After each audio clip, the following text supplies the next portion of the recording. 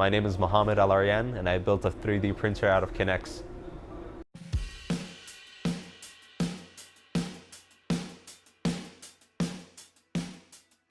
First year engineering in my 1CO3 class, where we got to use the Epic Lab room, and they had an Orion Delta 3D printer, and we got to make gear trains and gears on that 3D printer, and I was just really mind blown with how awesome it was.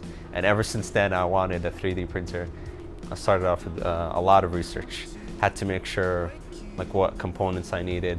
So I just made a basic parts list, found several like build tutorials of other models of 3D printers, and had to prototype with the Kinex model, make sure that it's doable somehow. Had to make sure there was a free moving X, Y, and Z axes, that's possible with Kinex.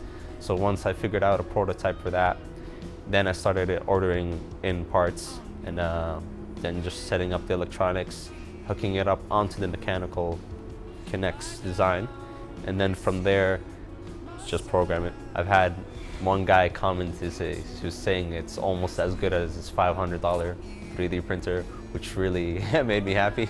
So in 3D printing, a major component of it is the filament that people use.